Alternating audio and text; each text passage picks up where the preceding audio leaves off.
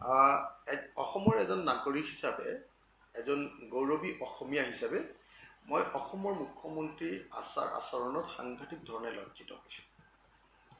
লোকসভা নিৰ্বাচনত গোটেই দেশখনতে বিভিন্ন ঠাইত তেখেতে লোকসভা নিৰ্বাচনত বিজেপি দলৰ কেম্পেইন কৰিবলৈ গৈ যিবিলাক বক্তব্য প্ৰদান কৰিছে এইবিলাক কেৱল সাম্প্ৰদায়িক বা মৌলবাদী কেৱল বক্তব্যই নহয়, এই কথাবিলাকে আমাৰ দেশৰ সংসদীয় গণতন্ত্ৰৰ মান নিম্নগামী কৰিছে। অসমৰ মুখ্যমন্ত্ৰীয়ে যিবিলাক কথা কৈ আছে যে বিজেপি দলক 400খন আসন তেওঁলোকক লাগে, যে তেওঁলোকে জ্ঞানবাপী মন্দিৰ ভাঙি পেলাব আৰু তাতে কাশী মন্দিৰ নিৰ্মাণ কৰিবলৈ তেওঁলোকক 400খন আসন লাগে।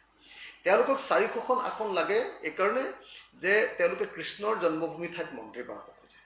তেওঁলোকক 400খন বিজেপিক আসন লাগে এইকাৰণে যে তেওঁলোকে পাক অধিকৃত কাশ্মীৰখন দখল কৰিব লাগে।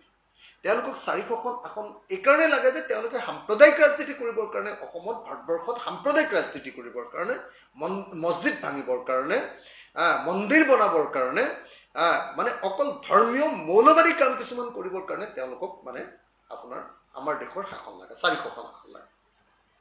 তেওঁলোকক এনেকুৱা কাৰণত আপোনাৰ 400খন আসন নালাগে যে অসম বা দেশৰ শিক্ষানুষ্ঠান অধিক চৰকাৰী শিক্ষানুষ্ঠান বনাবৰ কাৰণে নালাগে।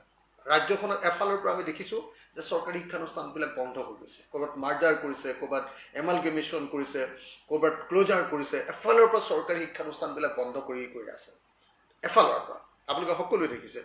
কটন কলেজৰ নিচিনা কলেজে আজিৰ দিনটোত আপোনালোকে দেখিছে যে ব্যক্তিগতকৰণৰ নীতিৰ যি কবলত পৰি এতিয়া তেওঁলোকৰ নিজৰ মাটি বিক্ৰী বা লিজত দি, নিজৰ বিল্ডিং বিক্ৰী বা লিজত দি এতিয়া ধন ঘটাবৰ কাৰণে, ধন আনিবৰ কাৰণে, ৰিচোৰ্চ মবিলাইজেশ্যন কৰিবৰ কাৰণে ব্যৱস্থা ল'বলগীয়া হৈছে। চাৰিওফালে শিক্ষাখণ্ড উলি গৈছে। আপোনালোকে দেখে যে গোটেই দেশখনৰ ভিতৰতে আমাৰ দেশতে আটাইতকৈ বেছি আপোনাৰ মানে আধাতে স্কুল এৰা, আধাতে বিদ্যালয় এৰাৰ ছাত্ৰ ছাত্ৰীৰ সংখ্যা আটাইতকৈ বেছি আমাৰ ৰাজ্যখনতে। আজি শিক্ষাৰ ক্ষেত্ৰত যেনেকৈ এই অধপতন ঘটিছে, আপুনি দেখিছোঁ যে স্বাস্থ্যখণ্ডতো একেটাই ঘটনা।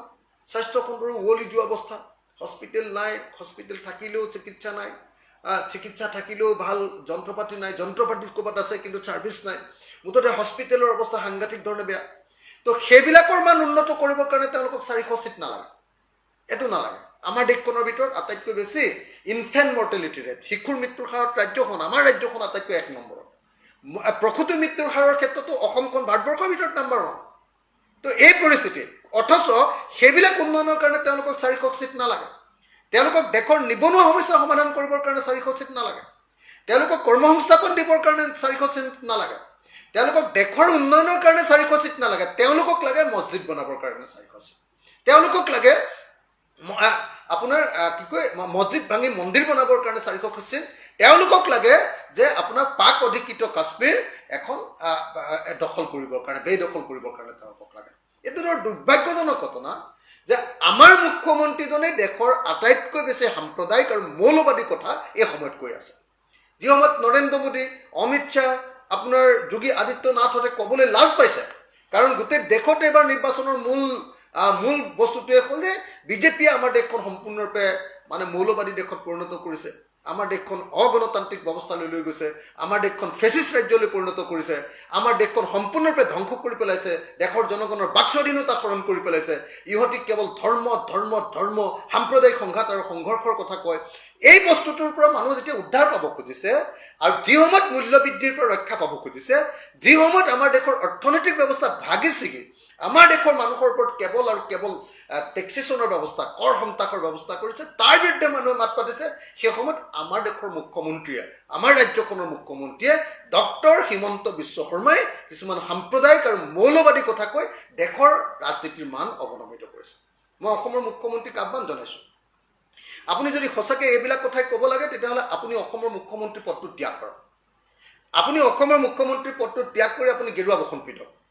আপুনি এটা মন্দিৰত গৈ আপুনি পূজা সেৱা কৰক। আপুনি তেনেকুৱা ধৰণৰ কাম কৰক। কিন্তু অসমৰ মুখ্যমন্ত্ৰী এটা সাংবাদিক পদত থাকি আপুনি এনেকুৱা ধৰণৰ বক্তব্য দিয়াটো সম্পূৰ্ণৰূপে বন্ধ কৰক। এইটো মোৰ অসমৰ মুখ্যমন্ত্ৰীৰ প্ৰতি আহ্বান। আপুনি ৰাজ্যখনৰ মান সন্মান নাখাব। আপুনি ৰাজ্যখনৰ মানুহক অপমানিত নকৰিব। আপুনি গোটেই দেশৰ ওচৰত অসম